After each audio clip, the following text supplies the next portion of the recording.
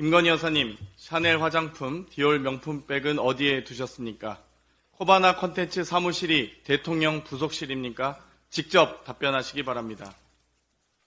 뉴욕타임즈에 이어 미국 국영 매체인 미국의 소리도 윤석열 정부의 언론 대상 명예훼손 법적 대응이 역대 정부 최대라는 내용을 보도했습니다.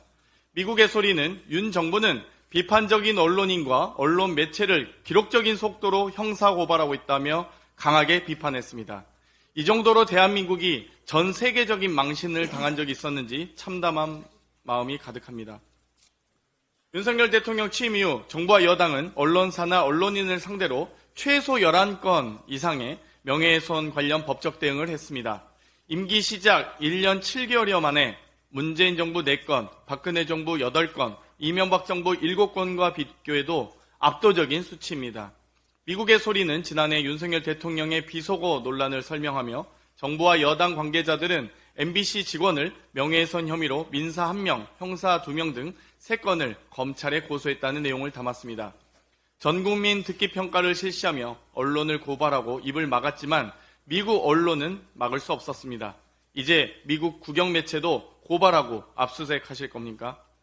그 전에도 뉴욕타임즈는 뉴스타파 기자와 전 JTBC 기자를 압수수색한 사실을 전하며 수사 대상은 외국 스파이가 아니라 윤 대통령과 정부의 비판적인 기사를 낸 국내 언론사라고 보도한 바 있습니다. 심지어 1990년대 한국이 민주화된 이후 이런 조치를 취한 적은 거의 없었지만 윤석열 대통령이 취임하면서 상황이 바뀌었다고 말할 정도입니다.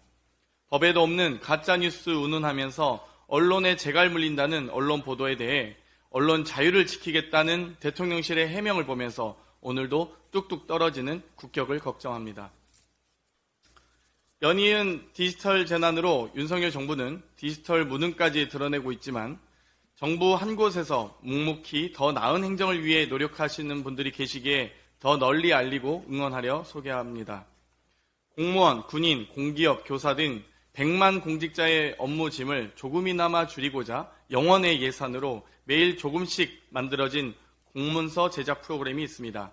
간호직 공무원께서 하루하루 만들며 알려진 이 프로그램은 범정부 RPA 오피스, 범피스라고 불립니다. 공무원 대부분 공문을 작성하는데 많은 시간을 소요하고 있고 자동화 프로그램을 통해서 업무량을 줄이는 목적으로 개발되었습니다. 감탄이 나올 만큼 훌륭하다고 합니다. 윤석열 정부는 행정망 셧다운에도 원인도 찾지 못하고 수습조차 급급했는데 묵묵히 일하고 계신 대한민국 공무원께 감사드립니다. 행정안전부에서도 이분들이 더 예우받고 과중한 업무에 힘겨워하지 않도록 노력하시기 바랍니다. 이상입니다.